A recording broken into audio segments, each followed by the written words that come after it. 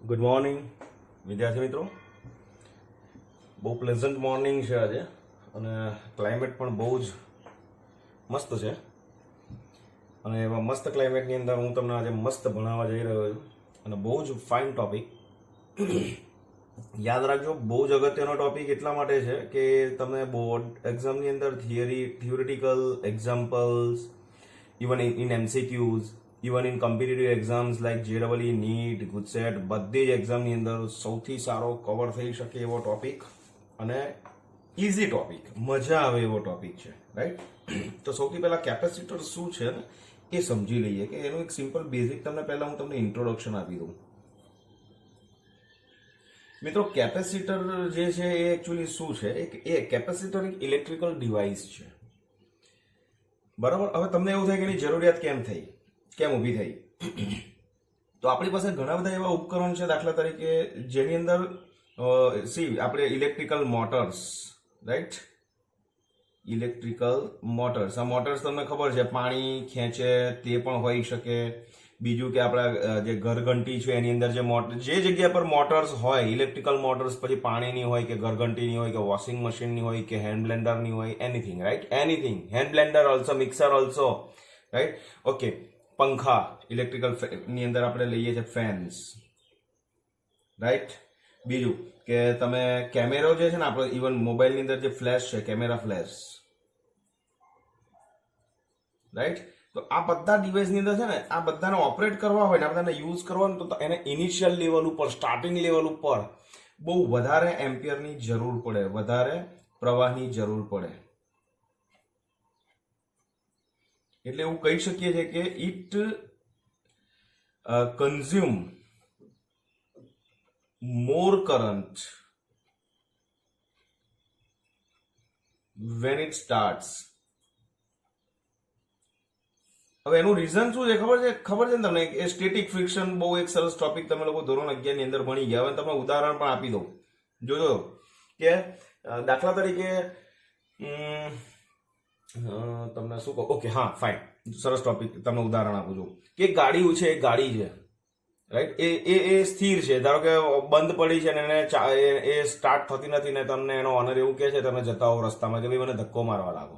Okay, તો સમજો કે જ્યારે સ્થિર હોય ને ત્યારે એને ધક્કો મારવાતી વખતે તમારે એને વધારે એનર્જી આપવી પડે, રાઈટ? પણ જ્યારે એકવાર મોશનમાં આવી જશે, એકવાર ગતિમાં આવી જશે, પછી તમારે શરૂઆતમાં જેટલો ધક્કો મારતી વખતે જેટલી એનર્જી યુઝ કરીને એટલી એનર્જી તમારે ફરીવાર યુઝ નહીં કરવી પડે, મિત્રો. તો સ્ટેટિક ફ્રિક્શન એટલા માટે કહીએ છીએ કે ઇલેક્ટ્રિકલ ડિવાઇસીસની અંદર પણ છે ને, શરૂઆતના મોડની અંદર, ઓકે, એસી ની અંદર બી સૌથી વધારે એસી ની અંદર પણ યુઝ થાય કેપેસિટર.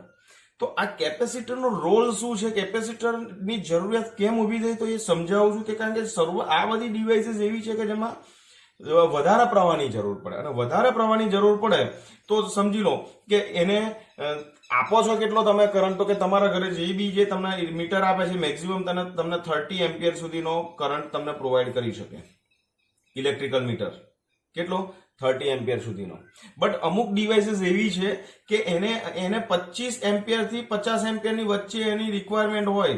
તો આપણે આપણું ઇલેક્ટ્રિકલ જે ડિવાઇસ છે એ ઇલેક્ટ્રિકલ ડિવાઇસને ઓલરેડી ઇનપુટ ઓછો છે પણ જરૂર વધારે છે.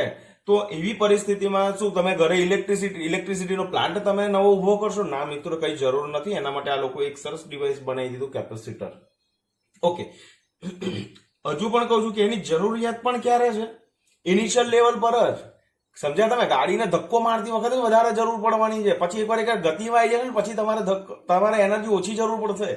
તો આ કેપેસિટર કેવી ડિવાઇસ છે કે જ્યારે જરૂર પડે ને ત્યારે બધી એનર્જી એને આપી દે છે, સમજ્યા? અને જ્યારે એ મોશનમાં આવી જાય, સમજ્યા, એના પ્રોપર એફિશિયન્સીથી જ્યારે વર્કિંગ કરવાનું સ્ટાર્ટ કરી દેશે પર્ટિક્યુલર કોઈ ડિવાઇસ, ત્યારે કેપેસિટર બાયપાસ થઈ જશે. પછી કેપેસિટરનો કોઈ રોલ જ નથી, મિત્રો, રાઈટ? તો આ કેપેસિટરનું કામ છે.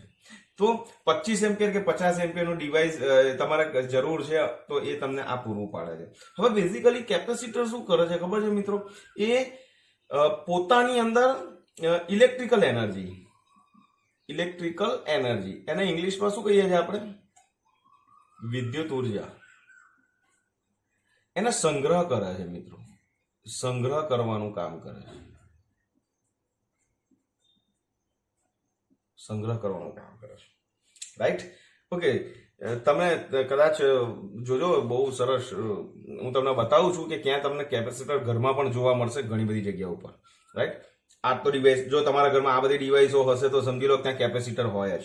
ઓકે, ઘરમાં પંખા તો હોય જ ને યાર, એટલે પંખા હોય એટલે સમજી લેવાનું કે ત્યાં આગળ તમારે કેપેસિટર હોય અને હોય જ. અને હું બતાવું છું હમણાં તમને, હું જ બતાવું છું કે ક્યાં હોય અને તમારે જોવાનું છે, બરાબર? તો ઇલેક્ટ્રિકલ એનર્જી સ્ટોર કરવાનું કામ કરે છે અને સ્ટોર કરી રાખે છે, અને જરૂર પડે ત્યારે એક સાથે તમામ ઉર્જા પૂરી પાડે છે. એટલે એવું કહી શકાય કે it supply all energy at once. એક જ વારમાં આપી દે બધી એનર્જી, સમજ્યા? એટલે દાખલા તરીકે શું થાય કે તમે અત્યારે જસ્ટ એસી ની સ્વિચ ચાલુ કરો છો ને મિત્રો, એસી ની સ્વિચ ચાલુ કરો છો ને એ વખતે કેપેસિટર ફૂલ ચાર્જ હોય, એટલે કેપેસિટરમાં પુષ્કળ એની જે કેપેસિટી છે ને ચાર્જ હોલ્ડ કરવાની, એ પૂરેપૂરી એને ભરી દીધેલી છે. હવે સમજાવું છું, જેવો હું એસી ની સ્વિચ ઓન કરું ત્યારે એને વધારે કરંટની જરૂર પડે, એટલે આ જે કેપેસિટર છે ને, કેપેસિટર શું કરશે? કેપેસિટર એનર્જી આપશે અને એટ વન્સ આપશે, એક જ વખતમાં આપી દેશે, એક જ વખતમાં. અને બધી ઉર્જા જ્યારે આપી દેશે મિત્રો, ધ્યાન રાખજો, જ્યારે બધી ઉર્જા આપી દેશે એટલે એ કેપેસિટર છે એ ડિસ્ચાર્જ થઈ જશે. ને એ જેવું ડિસ્ચાર્જ થઈ જશે ત્યાં સુધીમાં પેલું એસી જે છે ને એના પોતાની રીતે કામ કરવા માટે સક્ષમ થઈ ગયું હશે, સમજ્યા? પછી કેપેસિટર એને બધી એનર્જી આપી દે, બધી ડિસ્ચાર્જ થઈ જાય, પછી એને કોઈની જરૂર જ નથી. કોને? ઇલેક્ટ્રિકલ ડિવાઇસને પછી કેપેસિટરની જરૂર નથી. પછી શું કરશે? તો કેપેસિટર હવે ખાલી થઈ ગયું, હવે શું કરશે? તો કે એસી ભલે એક વખત ચાલુ થઈ ગયું ત્યારે એને જરૂરી ઉર્જા આપી દીધી, પછી એ ફૂલ્લી ડિસ્ચાર્જ થઈ જાય, પછી શું થાય? તો કે એસી એનું કામ કરે, કેપેસિટર પોતાનો ચાર્જ હોલ્ડ કરવાનું કામ કરે, જે એનર્જી એને આપી દીધી તે બધી પાછી મેળવવાનો પ્રયત્ન કરે. અને જેવું કેપેસિટર ફૂલ ચાર્જ થઈ જાય પછી આ પ્રક્રિયા, એનામાં ચાર્જ સંગ્રહ કરવાની ક્ષમતા પૂરી થઈ ગઈ. સિમ્પલ સમજાવું કે હું તમને શું કહું છું, તમારા ઘરમાં આરોનું જે તમારી પાસે હોય, આરો મશીન તમારા ઘરમાં એપ્લાયન્સીસમાં, તો તમે જુઓ કે એની અંદર એ તમારું ભરાઈ ગયું એટલે ઓટોમેટિક એ બંધ થઈ જાય. કેમ? ઉપર ફ્લોટ વાલ્વ હોય એટલે પાણી બંધ થઈ જાય, બરોબર? પણ જેવો તમે નળ ખોલીને એમાંથી એક ગ્લાસ પાણી ભરશો એટલે શું થશે? તો કે જેટલું પાણી ભરેલું હતું એની સપાટી નીચે આવશે. જેવી નીચે આવશે ને એટલે પેલું ભરવાનું સ્ટાર્ટ થઈ જશે, સમજ્યા? એ કેવું છે? ઓટો મોડ પર છે. તો કેપેસિટર જેવી સ્વિચ ઓન કરશું એટલે કેપેસિટર બધી એનર્જી આપીને એસીને એક વખત ધક્કો મારીને ચાલુ કરી આપશે. પછી દોડવાનું કામ કોનું છે? એસી નું છે. પછી કેપેસિટરનો રોલ નથી. હવે કેપેસિટરે બધી એનર્જી આપી દીધી, મીનવાઇલ એસી તો ચાલુ જ છે. આપણું ઇલેક્ટ્રિકલ સપ્લાય તો એને જીબી પ્રોવાઈડ કરી જ રહ્યો છે આપણું ઇલેક્ટ્રિસિટી બોર્ડ. તો કેપેસિટર પણ એમાંથી એનર્જી લઈ અને પોતે ચાર્જ થઈને પાછો ખૂણામાં જઈને બેસી જશે, પોતે ચાર્જ થઈને રેડી થઈ જશે. કેમ? કારણ કે હજુ આપણે દાખલા તરીકે કાલે આપણે એસી ચાલુ કરીશું તો કાલે ચાલુ કરવા માટે પણ આપણે કેપેસિટર ફૂલ્લી ચાર્જ જોઈએ. તો એસી ચાલુ થઈ ગયું, કેપેસિટરે એનર્જી પોતે બધી એનર્જી આપી દીધી, ડિસ્ચાર્જ થઈ ગયું, એસી રનિંગમાં આવી ગયું એટલે કેપેસિટર પોતાનો ચાર્જ અગેન હોલ્ડ કરવા મળશે. અને એ જેવું ચાર્જ થઈ જશે એટલે સર્કિટ જે છે એ સર્કિટ ક્લોઝ થશે અને એ ચાર્જિંગ પોતાનો ચાર્જ હોલ્ડ કરીને સાઈડ પર બેસી જશે. જેવી દાખલા તરીકે એસીની સ્વિચ બંધ કરો છો એટલે આ બધું પિક્ચર પતી ગયું. હવે શું થાય છે? ફરી તમે જયારે સ્વિચ ચાલુ કરશો ને એટલે કેપેસિટર જે પેલું ચાર્જ થઈ જ ગયેલું છે ઓલરેડી, એટલે પાછી એનર્જી આપીને આને ચાલુ કરશે, ના રોટેશન એનર્જીનું ચાલ્યા કરશે. તો કેપેસિટર ચાર્જ ક્યાંથી થાય છે? તો કેપેસિટર જે ચાર્જ જે છે એ આપણે જે ઇલેક્ટ્રિક સપ્લાય જે ઘરમાં આવે છે ત્યાંથી એ પોતાની એનર્જી લઈને એની એનર્જીને પૂરેપૂરી કમ્પેન્સેટ પોતે ભરી દે છે, પોતે ચાર્જ થઈ જાય છે. આ ફંક્શન છે મિત્રો કેપેસિટર, રાઈટ? તો કેપેસિટર માટે એવું કહી શકીએ છીએ કે જો આ સ્ટોરિંગ ડિવાઇસ કેપેસિટર છે ને એ માત્ર સ્ટોરિંગ ડિવાઇસ છે એવું સમજો તમે. સ્ટોરિંગ ડિવાઇસ છે. શું સ્ટોર કરે છે? એ સ્ટોર્સ ઇલેક્ટ્રિકલ એનર્જી. પણ કયા ફોર્મમાં? તો કે in the form of electrical charge. કેમ? ચાર્જ હોય, પહેલા ચેપ્ટરમાં ખબર છે ભાઈ, ચાર્જ હોય, ચાર્જ એટલે એક પ્રકારની ઉર્જા જ છે મિત્રો. રાઈટ. ઇલેક્ટ્રિકલ ચાર્જ એક ઉર્જા જ છે, તો કેપેસિટર એ ઉર્જા આપે, પછી એ પોતે ડિસ્ચાર્જ થઈ જાય એટલે પાછો ચાર્જ થઈ જાય, બીજે દિવસે ફરી જ્યારે એસી ની સ્વિચ ફરી ઓન કરશો ત્યારે પાછું એને સપ્લાય કરશે. આ સાયકલ આખી જિંદગી ચાલ્યા જ કરે. નો ડાઉટ તમને એવું થાય કે સાહેબ આની ચાર્જ કરવાની કેપેસિટી કેટલી? કેપેસિટર ની ચાર્જ હોલ્ડ કરવાની, સંગ્રહ કરવાની, આને કઈ કેપેસિટર નું બહુ સરસ નામ છે ગુજરાતીની અંદર, એને સંગ્રાહક પણ કહીએ છીએ. સંગ્રહ કરે એને સંગ્રાહક કહેવાય. ઓકે, એનું બીજું પણ નામ છે, કન્ડેન્સર પણ આને કહીએ છીએ. રાઈટ. સમટાઈમ શું થાય ખબર છે, ઘણી વખત એસી તમને પ્રોપર ફંક્શન ના આપતું હોય, જલ્દી ચાલુ ના થતું હોય, તો આપણે એવું થઈ જાય કે એસીમાં પ્રોબ્લેમ છે. ખરેખર એસીમાં પ્રોબ્લેમ ના હોય, એ સિમ્પલ કેપેસિટરમાં પણ પ્રોબ્લેમ હોઈ શકે. કેપેસિટર રિપ્લેસ કરી નાખો એટલે સમજી લો કે આપણું એસી ટનાટન નવું થઈ જાય, નવું જ થઈ જાય. ઇવન ઘણી વખત આપણા પંખાની અંદર પણ કેપેસિટર પ્રોપર ફંક્શન્સ ના આપતા હોય, તો ઘણી વખત આપણા પંખા 2 ઉપર છે ને એ ધીમા ચાલે, 3 પર ધીમા ચાલે અને 5 ઉપર એકદમ ફાસ્ટ ચાલવા માંડે.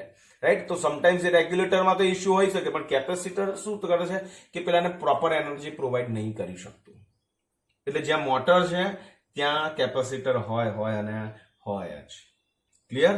તો આ બેઝિક વસ્તુ થઈ ગઈ કેપેસિટરની. હવે હું તમને કેપેસિટર બતાવી દઉં કે કેપેસિટર બેઝિકલી કેટલા પ્રકારના હોય. તો આમ તો એક સ્ફેરિકલ કેપેસિટર આવે છે, બીજું સિલિન્ડ્રિકલ કેપેસિટર આવે છે, અને ત્રીજું છે કે તમારું પેરેલલ પ્લેટ કેપેસિટર આવે છે. હા, હું તમને હમણાં એક કેપેસિટર બતાવી શકું એમ છું, અને દેટ ઇઝ સિલિન્ડ્રિકલ કેપેસિટર. આ રહ્યું સિલિન્ડ્રિકલ કેપેસિટર મિત્રો. ઓકે, અને આ ડિવાઇસ તમારે જોવી હોય મિત્રો તો પંખાની અંદર તમને આ વસ્તુ જોવા મળશે. રાઈટ. કેવી રીતે? તો કે પંખાની જે ટોપ સીલિંગ જે છે ને, છત, એ છત પાસે તમે જોશો ઉપર એક કેપ હોય, એ કેપને નીચે સહેજ ઉતારશો એટલે તમને આ એક નળાકાર નાનો તમને મળશે. તો એ તમને મળશે. સી, આ છે ને ઓરિયન્ટ ફેન્સ જે છે એની સાથે આવેલું કેપેસિટર છે, બટ એ એક પ્રોપર ફંક્શન નહોતું કરતું. That is why I have replaced with new capacitor. અને આ કેપેસિટર મેં ચેન્જ કરી નાખ્યું, તો મારો પંખો જે છે એ પ્રોપર ફંક્શન્સ આપતો થઈ ગયો. રાઈટ. તો પ્રોબ્લેમ આમાં હશે. ઓકે, એ ક્લિયર થઈ ગયું. ઓકે, હું કેપેસિટર ચેન્જ કરું છું છતાં પણ મારો પ્રોબ્લેમ સોલ્વ નહીં થતો. દેટ મીન્સ કે કેપેસિટરમાં ઇસ્યુ નથી, મારા રેગ્યુલેટરમાં ઇસ્યુ હોઈ શકે, પંખામાં ઇસ્યુ હોઈ શકે. બટ આ બહુ જ અગત્યની ડિવાઇસ છે મિત્રો. જુઓ ધ્યાનથી તમે, એના પણ 2 ટર્મિનલ છે, અને આ જો આખું આ ઉપર વેક્સિંગ હોય છે, એનું એક પ્રકારનું એક હાર્ડ મટીરિયલ હોય છે કે જેથી બહારના ટેમ્પરેચર્સની એની ઉપર બહુ ઇફેક્ટ ના આવે. ઘણા બધા પરિબળો છે, બહારની ઇલેક્ટ્રિસિટી, વધારાની ઇલેક્ટ્રિસિટી એના ઉપર કોઈ ઇફેક્ટ ના આપે, એટલા માટે આ વસ્તુ કેપેસિટરને થોડું પ્રોટેક્ટ કરવામાં આવે છે આનાથી. ઓકે, સમટાઈમ્સ આ બોડી જે છે ને એ મેટલની જગ્યાએ, આ મેટલ એલ્યુમિનિયમ છે, બટ ઘણી વખત પ્લાસ્ટિક પણ આવે છે. આ પાત્ર ગમે તે હોય, મેઇન આ નથી, મેઇન અંદર શું છે ને એ છે. રાઈટ. તો આ કેપેસિટર બેઝિકલી કેવી રીતે બને છે, શું છે, એની ચર્ચા તો આપણે હમણાં કરવા જઈ રહ્યા છે. તો આપણે સિલેબસની અંદર હમણાં પેરેલલ પ્લેટ કેપેસિટર છે, જે સૌથી વધારે આપણા એક્ઝામ્પલ પેરેલલ પ્લેટ કેપેસિટર પર છે. સ્ફેરિકલ ઉપરથી કદાચ એમસીક્યુ અને ગુજકેટની અંદર કદાચ થોડા ઘણા આપણા ઇક્વેશન્સ તમારા મિત્રો હોઈ શકે, એટલે એ ઇક્વેશન્સ હું તમને ડિરાઈવ કરીને બતાવી દઉં છું. સિલિન્ડ્રિકલ કેપેસિટરની હમણાં આપણે કંઈ સિલેબસમાં છે જ નહીં. મેઇન જે છે પેરેલલ પ્લેટ કેપેસિટર છે. રાઈટ. એના ઇક્વેશન્સ ડિરાઈવ કરી અને આપણે એના એક્ઝામ્પલ્સ જોઈશું. પણ સૌથી પહેલાં જોઈ લઈએ, હવે આપણે આ કેપેસિટરનું જે બ્રીફ હતું, કાં ઇન્ટ્રોડક્શન હતું, પણ હવે આપણે જોઈએ છે કે એની ચાર્જ કરવાની ક્ષમતા શેના પર આધારિત છે, એ ચાર્જ સ્ટોર કરવાની ક્ષમતા શેની પર આધારિત છે, અને એ કેપેસિટરની રચના શું છે એ હવે આપણે જોઈએ છે. ચાલો જોઈએ. ચાલો મિત્રો, કેપેસિટરની વિદ્યુત ભારને સંગ્રહ કરવાની જે ક્ષમતા છે એને આપણે કેપેસિટન્સ કહીએ છીએ. તો તમને ખબર છે કે જે આપણે આ 10મા ધોરણની અંદર તમે લોકો આમ તો ભણી ગયા છો, આ રેજિસ્ટર છે. તો આ રેજિસ્ટર જે છે, આને કહેવાય શું? રેજિસ્ટર. આ ડિવાઇસ છે એનું નામ છે રેજિસ્ટર. બટ એનું જે રેઝિસ્ટન્સ જે છે ને, એ રેઝિસ્ટરનું કામ શું છે? તો કે પ્રવાહને અવરોધે છે. પ્રવાહ જે આવી રહ્યો છે વાહકતાની અંદર, એને શું કરે છે? રોકે છે. એ રોકવાની ક્ષમતા જે છે ને, દેટ ઇઝ એક ગુણધર્મ છે. એ ગુણધર્મને આપણે કહી દીધું રેઝિસ્ટિવિટી. Resistance, right? તો એવી રીતે કેપેસિટર છે ને એ ડિવાઇસ છે, પણ એની જે વિદ્યુતભાર, તો એનું મેઇન ફંક્શન શું હતું કેપેસિટરનું? તો કે કેપેસિટરનું ચાર્જ સ્ટોર કરવાનું કામ હતું. તો એવું કહી છે કે કેપેસિટન્સ એટલે શું ખબર છે? તો કે વિદ્યુતભારને ધારણ કરવાની ક્ષમતા, right? Capacitance means capacity of storing a charge or ability to storing the charge. ચાર્જને ધારણ કરવાની જે ક્ષમતા છે એને આપણે કેપેસિટન્સ કહીએ છીએ. હવે આ જે કેપેસિટન્સ છે શેની પર ડિપેન્ડન્ટ છે? તો કે સી જે છે ને એ આ ઇક્વેશનને ફોલો કરે છે. આ ઇક્વેશન સૌથી પહેલા તમારે ખાસ ધ્યાનમાં રાખવાનું છે, C is equal to Q by V, right? એ તો ક્લિયર છે કે જેમ વિદ્યુતભારનો સંગ્રહ થતો જાય એમ એનું કેપેસિટન્સ વધતું જાય. તો સી એ ક્યુ સાથે કેવો સંબંધ આવે? એનો સપ્રમાણતાનો સંબંધ આવે, રાઈટ? બટ પણ હજુ જોજો ધ્યાનથી, છેદમાં આપણે વી પણ લીધું છે, રાઈટ? તો આ જે સી છે ને, હવે યાદ રાખજો, સી જે છે સી એ કેપેસિટન્સ, સી એને આપણે કહીએ છીએ કેપેસિટન્સ. ગુજરાતીમાં લખીને બતાવું તો ધેટ ઇઝ કેપેસિટન્સ. ઓકે, તો જે કેપેસિટન્સ છે, કેપેસિટન્સ સી જે છે એ ક્યુ અને વી પર આધારિત નથી. જો હવે તમને એવું દેખાય સાહેબ તો ઇક્વેશનમાં તો ક્યુ અને વી બંને આવે છે, છતાં પણ કેપેસિટન્સ સી એ ક્યુ અને વી પર આધારિત નથી, એવું કેમ કહી શકાય? લેટ અસ સી લેટર, આપણે જોઈ રહ્યા છીએ, ચિંતા ના કરો. ઓકે, તો આધાર કોના પર રાખે છે? તો કેપેસિટન્સ જે છે ને મિત્રો, એ જે વાહક છે, જે ચાર્જ સ્ટોર કોણ કરશે? ચાર્જ સ્ટોર કોણ કરશે? વાહક જ કરશે. તે જે વાહક છે એ વાહકના પરિમાણ પર આધારિત છે. સમજ્યા તમે? તપેલી નાની હોય કે મોટી હોય, શું ફરક? એટલે ભાઈ એનામાં સંગ્રહ કરવાની ક્ષમતા મોટી, એટલે પરિમાણ તો આવ્યું જ નહીં. તો વાહકના પરિમાણ પર આધારિત છે. અને બીજું આ જે એની અંદર વપરાતું જે ડાઇલેક્ટ્રિક છે, અથવા તો એવું કહી શકાય કે માધ્યમનો ગુણધર્મ,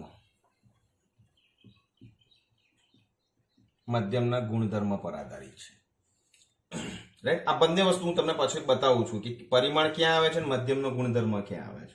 આપણે જોઈ રહ્યા છીએ આગળ. ઓકે, બટ ક્યુ અને વી પર એ આધારિત નથી, એ હકીકત છે. ઓકે, હવે જો અહીંયા ધ્યાનથી, સપોઝ આ એક ધાતુ છે, આ સ્ફેરિક, આ એક ગોળો છે. ઓકે, ગોળાની રેડિયસ કેટલી છે? Suppose R. ઓકે, આના ઉપર આપણે ચાર્જ મૂકીએ છીએ, ઓકે, ચાર્જ મૂકીએ તો ચાર્જ મૂકતા ગયા, તો એવું કહી શકાય કે એના ઉપર ક્યુ વધે છે, તો E is equal to KQ by R square અનુસાર E વધે. ક્લિયર ને? કેમ? E proportional to Q. See K constant છે, R અગેન કોન્સ્ટન્ટ છે આ ગોળા માટે. તો Q જેમ ઉપર જેમ અહીં Q મૂકતા જશું, 1 coulomb, 2 coulomb, 3 coulomb, 4 coulomb, 5 coulomb, 6 coulomb, એમ Q વધતો જશે તો E વધશે. ઓકે, Q વધે તો તમને ખબર છે કે આપણે એક ભણી ગયા એક quantity that is V, potential. તો V is equal to equation શું આવ્યું? That is KQ by R. K અને R અગેન કોન્સ્ટન્ટ, એવું પણ કહી શકાય કે V પણ વધે. હવે તમે જુઓ, V વધે તો વિદ્યુતભાર ધારણ કરવાની ક્ષમતા C ઘટે. હવે તમને એવું થાય સાહેબ કે આ કેવી રીતે ઘટે? તો એ બી સમજાવું. જુઓ હવે ધ્યાનથી, જેમ જેમ આના ઉપર ચાર્જ વધતો જાય, તો આ ગોળીય કવચ છે, તો આ બધો ચાર્જ એના સેન્ટર પર સંકેન્દ્રિત થયેલો વિચારી શકાય. તો હું આ જે ક્યુ છે ને હું એને અહીંયા બતાવું છું, રાઈટ? આ ક્યુ અહીંયા છે અને આ આપણો ગોળો હતો. આ ક્યુ અહીંયા આવી ગયો સેન્ટર ઉપર, આ સેન્ટર છે ને એ અહીંયા આવી ગયું ક્યુ. હવે શું થાય ખબર છે? આ ગોળો હતો. ઓકે, તો અહીંયા કંઈક આપણને પોટેન્શિયલ મળવાનું છે, અહીંયા કંઈક વિદ્યુત ક્ષેત્ર મળવાનું. હવે શું થાય ખબર છે? જેમ જેમ આના ઉપર ક્યુ વધતો જાય એમ વી વધતું જાય, અથવા તો E વધતું જાય, બધું જ વધ્યા જ કરે, કારણ કે ક્યુ પર ડિપેન્ડન્ટ છે આ બે ક્વોન્ટિટી. તો શું થશે? જેમ જેમ અહીંયા વિદ્યુતભાર મૂકતા જઈશું એમ એનું વિદ્યુત ક્ષેત્ર અને પોટેન્શિયલ વધતું જશે. તો અહીંયા રહેલા જે હવાના બાષ્પના જે અણુઓ છે કે જે ઓલરેડી કેવા હતા? વિદ્યુતભારની દ્રષ્ટિએ ન્યુટ્રલ હતા, તટસ્થ હતા. આ બાષ્પ છે હવાની, રાઈટ? તો આ બાષ્પ છે, દાખલા તરીકે હવાના અણુઓ છે, તો એ બેઝિકલી વિદ્યુતભારની દ્રષ્ટિએ તટસ્થ છે મિત્રો. પણ આ વિદ્યુત ક્ષેત્ર જો અહીંયા વધતું જાય ને તો આ લોકો છે ને એની દાનત બગડે. એટલે આ લોકોને એવું થાય આ આટલો બધો ચાર્જ હોલ્ડ કરે છે તો હું કેમ ના કરું, એટલે આ જે અણુ છે ને, આ જે અણુ એનું પોલરાઇઝેશન થાય. હવે પોલરાઇઝેશન શું છે એ તમે ભણી ગયા. શું થાય તો કે આ જે અણુ છે ને એ આવો બને, અને પોલરાઇઝેશન બને તો અહીંયા કયો ચાર્જ મૂકીએ છીએ આપણે? પ્લસ મૂકીએ છીએ. ક્લિયર? તો આ અણુ છે એમાં અહીંયા કયો ચાર્જ થાય? માઇનસ. હવે તમને ખબર છે કે અહીંયા માઇનસ ઇલેક્ટ્રોન્સ અહીંયા એટ્રેક્ટ થાય તો અહીંયા પોઝિટિવ ચાર્જ ઓપન થાય. આ પ્લસ ચાર્જ કેમ થાય છે કે it indicates there is a lack of electrons. Okay, કારણ કે અહીંયાથી ઇલેક્ટ્રોનની મૂવમેન્ટ થઈને અહીંયા ખસો તો અહીંયા પોઝિટિવ ચાર્જ ડેવલપ થયો. ઓકે, આના પર પહેલા ચાર્જ કેટલો હતો મિત્રો? 0 હતો. હવે કેટલો ચાર્જ છે? 0 જ છે. સમજ્યા? બટ થાય છે શું? આ ન્યુટ્રલ હતો વિદ્યુતભારની દ્રષ્ટિએ, પણ એનું પોલરાઇઝેશન થયું તો ચાર્જ નથી બદલાતો એના ઉપરનો, પણ એની વર્તણૂક બદલાય છે. જોજો ધ્યાનથી. હવે જેમ જેમ આ વધતો જશે ને ચાર્જ, એટલે આ ઇલેક્ટ્રોન્સ છે ને એ ઇલેક્ટ્રોન્સ અહીંયા આવશે આની સરફેસ પર. આની સરફેસ પર મિત્રો આવે તો એવું કહેવાય કે આના ઉપરનો જે પ્લસ ચાર્જ છે ને એ પ્લસ ચાર્જને આ ઇલેક્ટ્રોન અહીંયા સરફેસ પર આવશે તો એની પ્લસ ચાર્જની ઇફેક્ટને નલિફાય કરશે. એટલે આ પ્લસ ચાર્જ ઇલેક્ટ્રોન્સ અહીંયા આવશે, આ પ્લસ છે, અહીંયા ઇલેક્ટ્રોન આવે તો આની ઇફેક્ટ નલિફાય થઈ ગઈ. બીજો ઇલેક્ટ્રોન આવે તો આની નલિફાય, આ નલિફાય થઈ જાય એની પોતાની ઇફેક્ટ. અને પોતાની ઇફેક્ટ નલિફાય થાય તો શું થશે? વિદ્યુતભાર આના પરનો ઓછો થશે.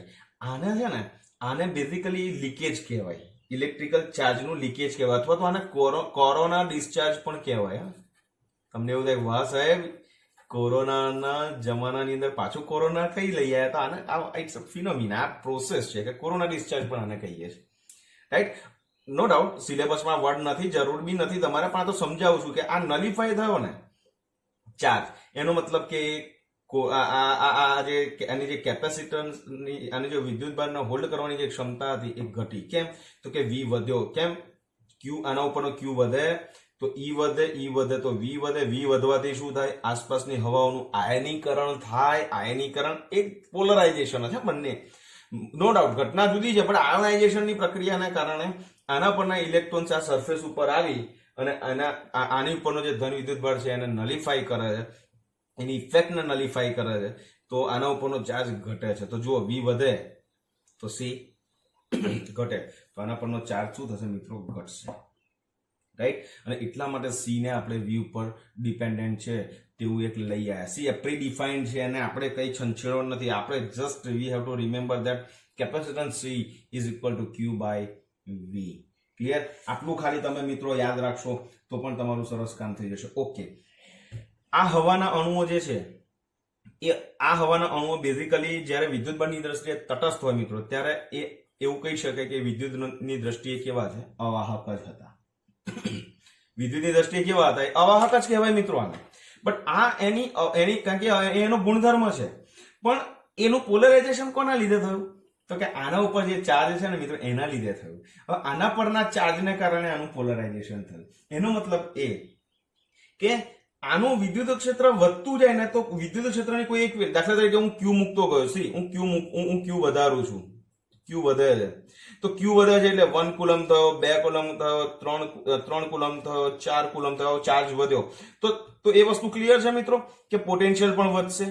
તો વી સપોઝ 1 વોલ્ટ થયું, આ 2 વોલ્ટ થયું, સપોઝ આ 3 વોલ્ટ થયું, આ 4 વોલ્ટ થયું. રાઈટ? ઓકે, વી વધશે તો ઈ પણ વધશે મિત્રો. રાઈટ? તો એ પણ કેટલું થયું? ધારો કે આ સમજાવું છું, ખાલી આંકડા સમજાવું છું. ક્યુ વધે ને તો ઈ પણ વધે. હવે ઈ વધે તો શું થાય? તો જો ઈ અત્યારે ઈ ની વેલ્યુ 1 હોય ને તો આ બે અવાહક જ છે. હજુ એનું પોલરાઇઝેશન નહીં થયું. ઓકે, 2 પણ નથી થયું, 3 પણ નથી થયું. સપોઝ હું ઇલેક્ટ્રિક ફિલ્ડ 4 ન્યૂટન પર કુલમ કરું અને આ ન્યુટ્રલાઇઝ જે હતા હવાના અણુઓ એનું ધારો કે આ પોલરાઇઝેશન થાય, તો પોલરાઇઝેશન થાય એટલે શું થશે? ડિસ્ચાર્જિંગ પ્રક્રિયામાં ભાગ લેશે. રાઈટ? તો આ 4 ન્યૂટન પર કુલમ એક વિદ્યુત ક્ષેત્રનું એક એવું મૂલ્ય છે જેને લીધે હવા અવાહકતાનો ગુણધર્મ ગુમાવે છે. હવાના અણુ 1 ન્યૂટન પર કુલમ 2 અવાહક હતા, 2 અવાહક હતા, 3 અવાહક હતા, પણ 4 આ બંને અવાહક હતા, એના શું થઈ ગયા? વાહક થઈ ગયા. અને એટલા માટે ડિસ્ચાર્જ લીકેજની પ્રક્રિયા થાય છે. એટલે એવું કહી શકાય કે 4 ન્યૂટન કુલમ્બ એ વિદ્યુત ક્ષેત્રનું એવું મૂલ્ય છે જેના લીધે હવા પોતાનો અવાહકતાનો ગુણધર્મ ગુમાવે છે. ઓકે, હજુ ક્યુ વધારો તો 5 ન્યૂટન પર કુલમ્બ થશે તો અવાહકતાનો ગુણધર્મ ગુમાવશે? તો કે ગુમાવશે ને, એમાં શું, 4 ગુમાવે તો 5 ગુમાવે જ, રાઈટ? તો આ છે ને એક લઘુત્તમ મૂલ્ય છે કે જ્યારે હવા પોતાનો અવાહકતાનો ગુણધર્મ ગુમાવે અને હવા જ્યારે આ ગુમાવે છે, અથવા તો એવું આનું બીજું અર્થઘટન આવું પણ થઈ શકે મિત્રો કે એ 1 ન્યૂટન પર કુલમ્બ છે, 2 ન્યૂટન પર કુલમ્બ છે, 3 ન્યૂટન પર કુલમ્બ છે, ત્યાં 4 ન્યૂટન પર કુલમ્બ સુધી એ વિદ્યુત ક્ષેત્રનો સામનો કરી શકે છે. પછી શું કે 4 ન્યૂટન પર કુલમ્બ સુધી વાંધો નહીં, 3 ન્યૂટન પર કુલમ્બ સુધી વાંધો નથી આવતો, સમજ્યા? એ પોતાનો અવાહકતાનો ગુણધર્મ જાળવી રાખે છે. એટલે આ એક લઘુત્તમ એવી વેલ્યુ છે કે અવાહકતાનો ગુણધર્મ ગુમાવે, અથવા તો મહત્તમ એક એવી વેલ્યુ છે જ્યાં સુધી એ વાહકતાનો ગુણધર્મ જાળવી રાખે. બંનેનો મતલબ એક જ થયો ને. સમજાવું છું, ફરી એક વખત બોલું છું, ધ્યાન રાખજો. આ વિદ્યુત ક્ષેત્રનું એક એવું લઘુત્તમ મૂલ્ય છે કે જે અવાહકતાનો ગુણધર્મ ગુમાવે છે, અથવા તો આ વિદ્યુત ક્ષેત્રનું એક એવું મહત્તમ મૂલ્ય છે કે જે વાહકતાનો ગુણધર્મ જાળવી રાખે છે. એને મિત્રો કહીએ છે ડાય ઇલેક્ટ્રિક સ્ટ્રેન્થ. અને આ દરેક પદાર્થની જુદી જુદી હોય, રાઈટ? તો હવા માટે ડાઇલેક્ટ્રિક સ્ટ્રેન્થની જે વેલ્યુ છે that is 3 × 10⁶ volt per metre. Means 3 × 10⁶ volt per metre. તમે આટલું પોટેન્શિયલ ડિફરન્સ હોય પર મીટરે, આટલો પોટેન્શિયલ ડિફરન્સ હોય ત્યાં સુધી લીકેજની પ્રોસેસ નહીં થાય. અને એનું બેસ્ટ એક્ઝામ્પલ આપું છું, યાદ રાખજો. આપણા ઘરની બહાર જે ઇલેક્ટ્રિક પોલ છે એની ઉપર જે ઇલેક્ટ્રિક કેબલ જઈ રહ્યા છે, કેબલ ખુલ્લા છે, તમે ધ્યાનથી જુઓ. એને આમ ટચ કરો તો કરંટ લાગશે, પણ તમે એની નીચે ઉભા હશો તો કરંટ નહીં લાગે. કેમ નથી લાગતો? શું એની આસપાસ હવા નથી? એની આસપાસ હવા છે, પણ એનું પોલરાઇઝેશન, એનું આયોનાઇઝેશન નથી થતું મિત્રો. કેમ? કારણ કે હવાનો ડાઇલેક્ટ્રિક સ્ટ્રેન્થની વેલ્યુ આટલી બધી વધારે છે, એટલે એની અવાહકતાનો માપ છે ને વધારે છે મિત્રો. આટલો પોટેન્શિયલ ડિફરન્સ હોય પર મીટર તો એ ત્યાં સુધી એ અવાહકતાનો ગુણધર્મ જાળવી રાખશે મિત્રો. અને એટલા માટે બહુ સરળતાથી આપણને કરંટ લાગતો નથી. ક્લિયર? ઓકે, આને વોલ્ટ પર સેન્ટીમીટરમાં કન્વર્ટ કરવું હોય તો મીટરની જગ્યાએ સેન્ટીમીટર મૂકીશ તો 10⁻² ઉપર જશે, એટલે 10⁴ પર વોલ્ટ પર સેન્ટીમીટર થશે. It's a dielectric strength of air.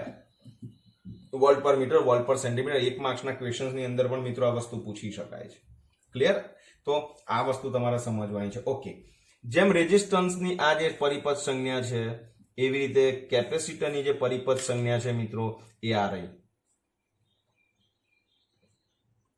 બે પ્લેટના સિમ્પલ બતાવી દેવાની અને બે પેરેલલ બતાવવાની, રાઈટ? ઓકે, આ જે છે એને હું અહીંયા, આ સિમ્પલ કેપેસિટર છે, ફિક્સ કેપેસિટર જેની વેલ્યુ ફિક્સ છે. સી, આની વેલ્યુ ફિક્સ છે. આની વેલ્યુ તમને હું મિત્રો બતાવું તો આના ઉપર 2.25 કેપિટલ MFD લખ્યું છે. 2.25 capital MFD means 2.25 mega Faraday આવું લખીને આપ્યું છે, રાઈટ? સી, આની વેલ્યુ ફિક્સ હોય મિત્રો. અને જ્યારે કેપેસિટન્સની વેલ્યુ બદલાતી હોય તો આને ચલ કેપેસિટર કહેવાય, અને ફિક્સ કેપેસિટર અને ચલ કેપેસિટર. ઓકે, ભૂલથી એક લીટી નાની ને એક લીટી મોટી ના કરશો, કારણ કે આ બની જાય છે આપણા ભૌતિક વિજ્ઞાનની અંદર બેટરીની સંજ્ઞા. ઓકે, તો તમને એવું થાય સાહેબ કે કેપેસિટર બેઝિકલી પરિપથની અંદર કોઈ પણ ઇલેક્ટ્રિકલ ડિવાઇસને સપ્લાય પૂરો પાડે છે, એવું કહી શકાય? તો કે કહી શકાય. તો કે સાહેબ બેટરી એની સાથે કનેક્ટ કરીએ તો ના ચાલે? તો કે ના ચાલે. કેમ? એ આપણે ચેપ્ટર 3 ની અંદર બેઝિક બેટરીની ફંક્શન્સ આપણે ભણીશું ત્યારે હું તમને આ બે વચ્ચેનો બેઝિક ડિફરન્સ એ વખતે તો હું તમને જણાવીશ જ, રાઈટ? કારણ કે બેટરી છે ને, ઓકે, તમને ધીરજ નહીં રહું, હવે તમને કહી જ દઉં, રાઈટ? જો બેટરી છે ને એની અંદર ચાર્જ પોતે ડેવલપ કરે છે બેટરી, રાઈટ? બેટરી અને કેપેસિટરમાં ડિફરન્સ શું? તમને એવું પૂછે કે ભાઈ મારે પરફેક્ટ ડિફરન્સ જોઈએ છે, આ બંને. સી, આ પણ ચાર્જ સ્ટોર કરે છે, આ પણ ચાર્જ સ્ટોર કરે છે, પણ બેમાં ફરક શું છે? આને ચાર્જ સ્ટોર કરવા માટે બહારથી અહીંયા સ્ટોર કરવો પડે, જ્યારે આ પોતે જ અંદર રહેલી રાસાયણિક ઉર્જા જે છે, કેમિકલ એનર્જી છે, એને ઇલેક્ટ્રિકલ એનર્જીમાં કન્વર્ટ કરે છે, જ્યારે આની અંદર બહારથી લાવવો પડે. મીન્સ આ બંને ચાર્જ સ્ટોર કરે, મીન્સ આ સ્ટોર, એટલે આનો બેઝિક ડિફરન્સ કેવો હોય ને તો કહી શકીએ કેપેસિટર જે છે ને it stores the charge where the battery generate the charge, it produce the charge. Okay, આ બે વચ્ચેનો મુખ્ય તફાવત છે મિત્રો. તો આ એની પરિપથ સંજ્ઞા થઈ. ઓકે, બેટરી ઓકે, કેપેસિટરના એકમોની વાત કરી લઈએ. તો આના એકમો આના ઉપરથી આપણે બનાવવા હોય તો કેવી રીતે બનાવી શકીએ છીએ જુઓ. તો કેપેસિટર પર બનાવવા હોય તો આપણે બનાવવા છે ને તો બનાવી દઈએ. લાલ પેન જ છે. ઓકે, તો C is equal two coulomb, Q means coulomb ને V ફોર વોલ્ટ, એટલે કુલમ પર વોલ્ટ. અને કુલમ પર જે વોલ્ટ છે એનો એક બીજો એકમ નામ આપ્યો છે મિત્રો ફેરેડે. ફેરેડે. ઓકે, આપણી સ્કેચ પેન જે છે મિત્રો ખલાસ થવા આવી ગઈ છે. ફેરેડે, આ ફેરેડે એનો એકમ છે. It means 1 Faraday is equal to 1 coulomb per volt, આવું કહી શકાય. ક્લિયર? ક્લિયર? તો આના ફેરેડના બીજા એકમ છે સૌથી વધારે વપરાતા તે માઇક્રો ફેરેડે, મેગા ફેરેડે અને પીકો ફેરેડે. આ સૌથી વધારે હોય. આપણે મેં તમને જે હમણાં જે કેપેસિટર બતાવ્યું છે એના પર લખ્યું છે 2.25 mega Faraday. I show you.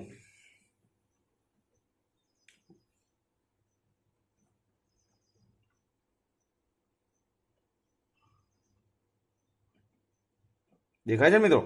જુઓ ધ્યાનથી. ઓકે, વિઝન બ્લર થાય તો થતું હશે પણ હું તમને 2 મિનિટ વેઇટ કર. ઓકે, રાઈટ, આવી ગયું હશે. C 2.25 capital MFD. ઓકે, મળ્યું ને? 2.25 MFD. આનો મતલબ જ એ મિત્રો, આનો મતલબ જ એ છે કે મેગા ફેરેડે છે. Mega means 10⁶. ઓકે, તો આ બેઝિક વસ્તુ છે. કશું લખવાની હમણાં જરૂર નથી, પણ જે મેટર્સ જે છે એમાં આપણા 1 માર્ક્સમાં આની અંદર જે બને છે તો એની પરિપથ સંજ્ઞાઓ છે. કેપેસિટન્સ શેના પર આધારિત નથી, શેના પર આધારિત છે, હવા માટે ડાઇલેક્ટ્રિક સ્ટ્રેન્થ શું છે.